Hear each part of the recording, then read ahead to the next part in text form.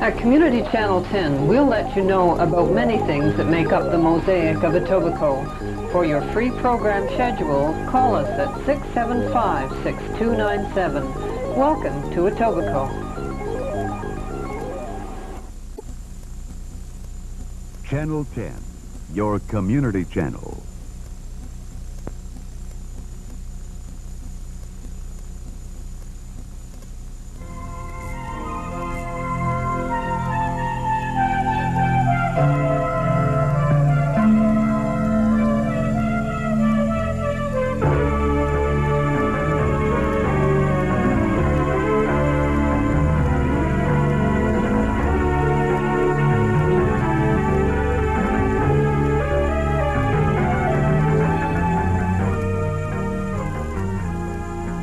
Hello, welcome to Astronomy Etobicoke.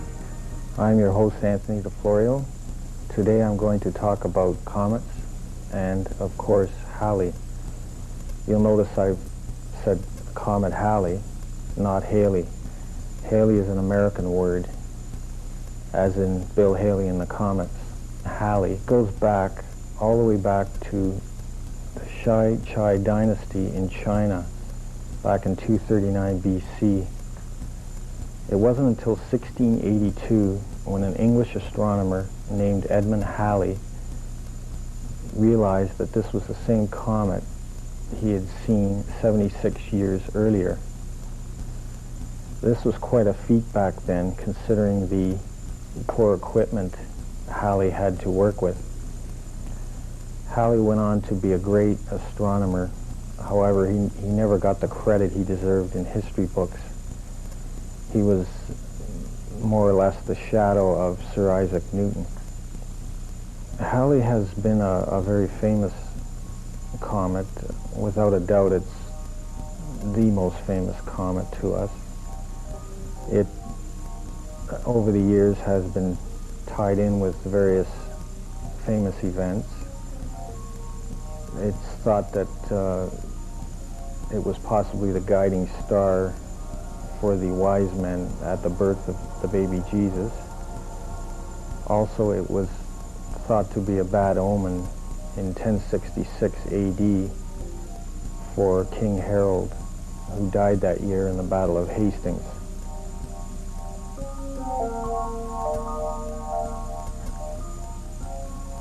Now let's go over to the chalkboard and look at the different parts of a comet.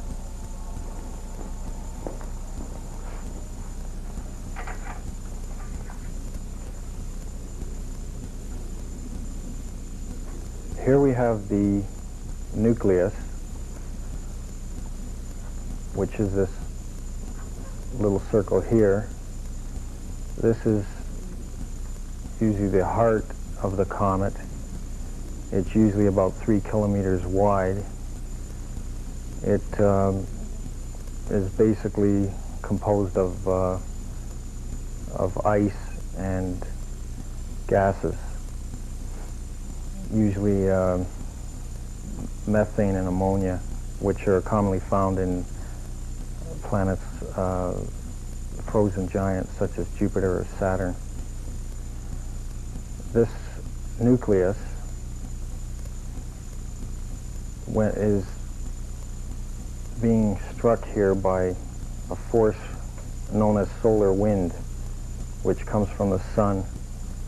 It pushes on the nucleus and causes a chemical and magnetic change within the nucleus.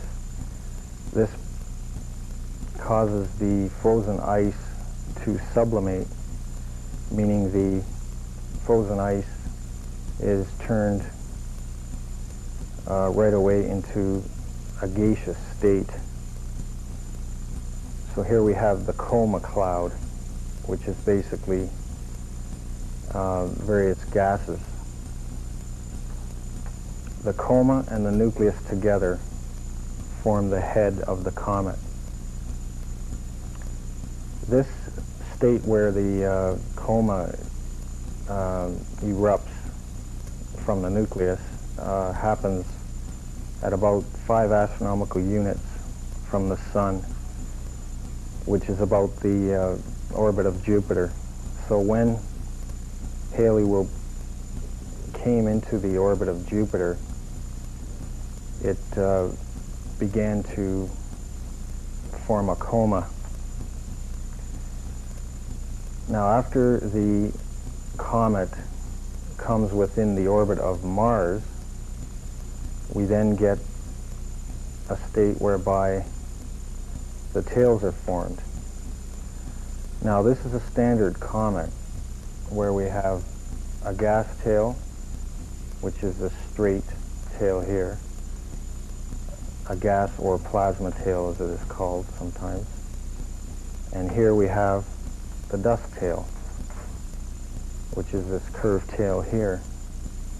Both are usually about 20 million kilometers long, which is quite a distance, but yet in the sky it only shows up as maybe a few inches, and it looks basically like a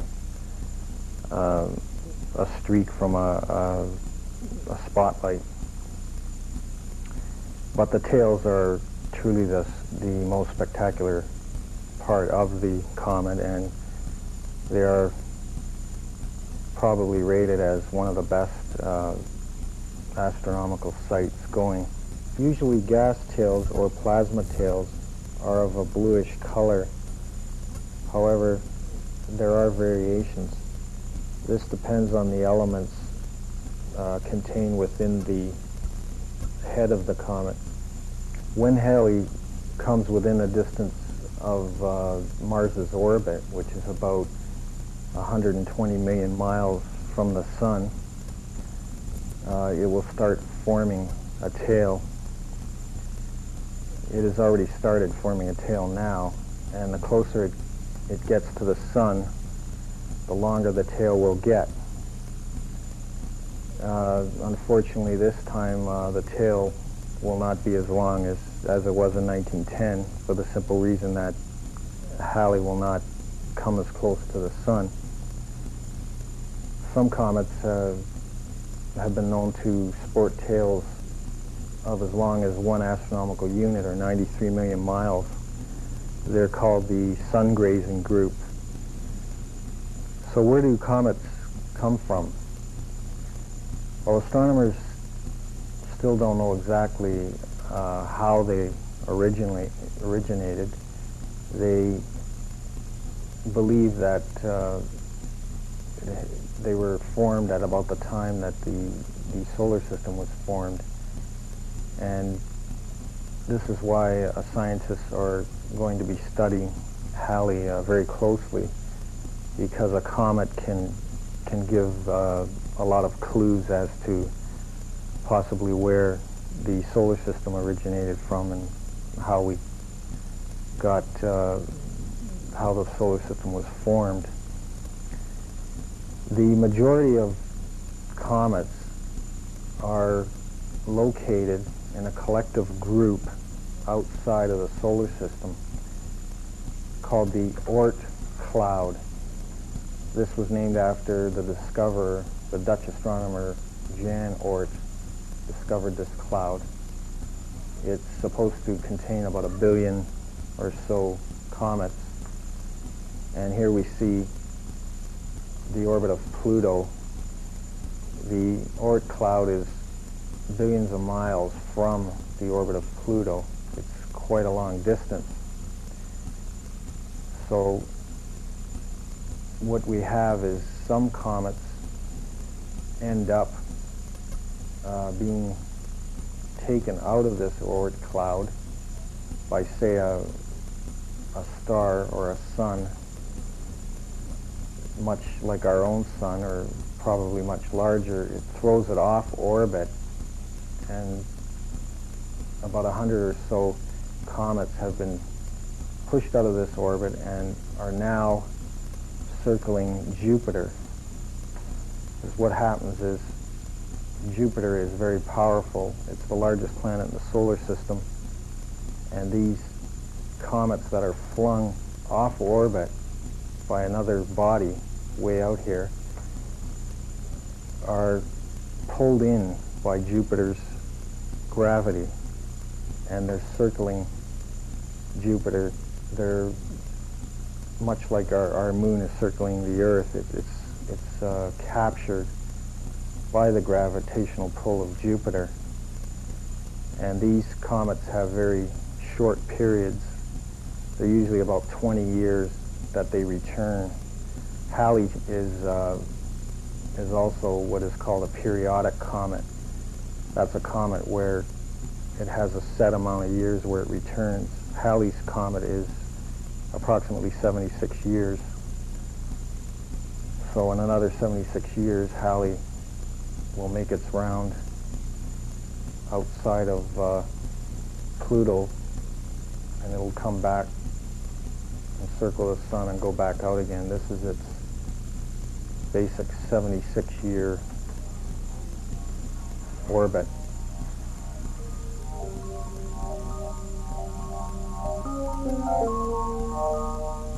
How will Comet Halley of 86 compared to Halley of 1910?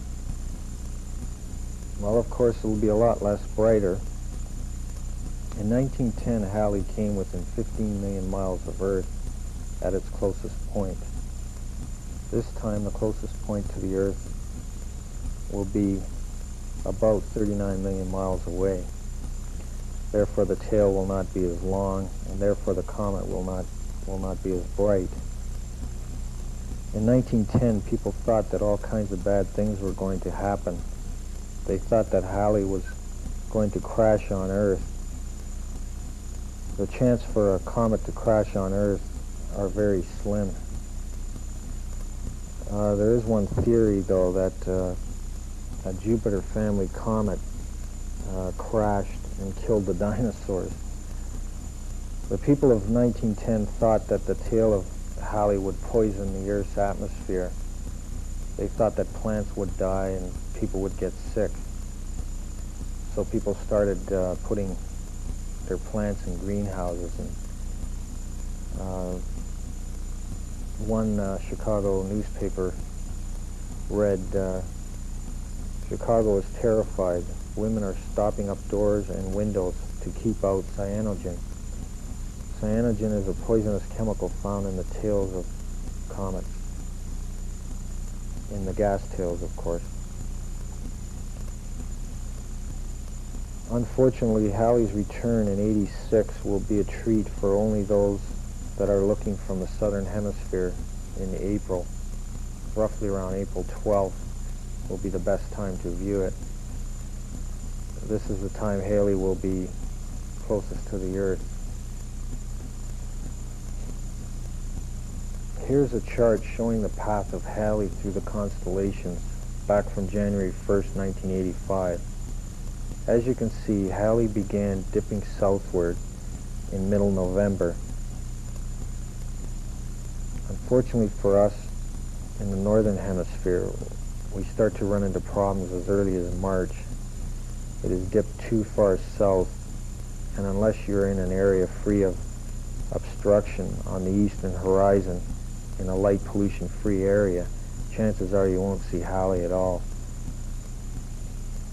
Also, the first week in March, there will be a problem with the moon's apparent brightness. Therefore, you are limited to March 8th to March 21st. Streetlights is a big problem in Toronto, not to mention the amount of air pollution. This poses a problem when you're viewing things like comets, or anything for that matter. Queen's Park is supposed to set up a committee right now to look into the problem. There may be 2 days set aside in March where stores and factories will be asked to turn their lights down. However, this will not be enough. You should head eastward about 40 miles clear of Oshawa's light pollution. Also, you have to pick an area whereby the horizon to the east is clear of any obstructions like trees. The other problem will be time. You only have from about 4:30 to 6 in the morning to view Halley in March. What about February and January? February you won't be able to see Halley at all, since it is closest to the sun, and therefore it is glared out of vision, so to speak. January will probably be the best time, weather permitting, of course. Here Halley rises in the night sky, low in the southwestern horizon. You're limited to about 7 o'clock to 8:45 p.m. Although Halley will not be as bright in January as in March, it will be higher in the sky. The higher up, the farther away from the light and air pollution Halley will be. You also don't have to get up at 4 in the morning in January, so that's a relief. So what will be the best time to see Halley and where? The best time will be about April 13, when Halley is nearing opposition and it is at its closest point to Earth. The best place to see it will be in the southern hemisphere. We in the northern hemisphere won't be able to see it at all in April. There are a lot of cruises set up for Halley. Places like Australia, New Zealand, Chile, Fiji Islands, and a couple of other places. If your budget can't afford that, there will be a Halley rally in the Everglades National Park in Fort Lauderdale, Florida, for less than half the price of a cruise.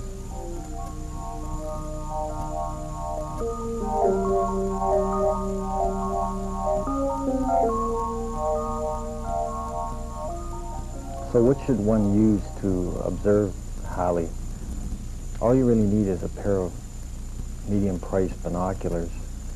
You could probably pick up a pair of 7x35s for about $50. The best and most common binoculars used for astronomy are 7x50s. They're not always easy to obtain. There are a few pairs of binoculars out on the market now, especially designed for comet viewing for Halley. Don't go out and buy a cheaply priced telescope. The reason for this is you can't compare the optics of a pair of binoculars to a, say, $100 telescope. You're just throwing your money away. The telescope will probably end up collecting dust in your closet. The other thing is, coming from the warm air to the cold air, binoculars and telescopes have a problem of fogging up. So it is better that you leave the binoculars outside in the cold for a few hours, or say in your car trunk or whatever.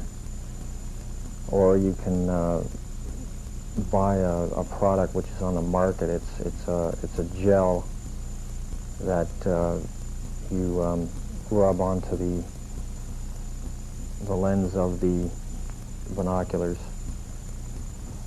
This gel acts as an anti-fog type agent, and it works pretty well.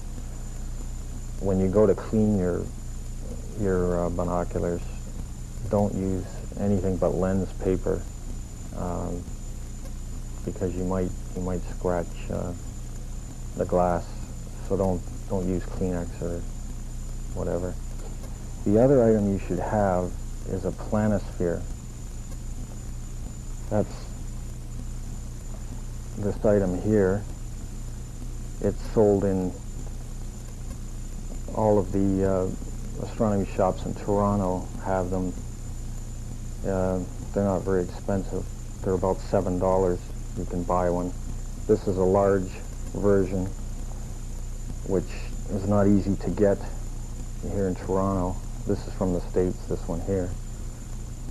This is the common smaller version, which the 4 astronomy shops in Toronto carry them. There's a shop in Six Points Plaza. There's an astronomy shop across from Yorkdale. There's an astronomy shop at Kingston and Victoria Park. And the other astronomy shop is on Cumberland Street. So, how does this work? What you have here is the constellations in the sky. See this turns here, and it's broken up into the hours. And here we have the months of the year, the 12 months of the year. So let's say you want to look for Halley January 10th at 7:30 at night. Okay, so you turn this wheel to January.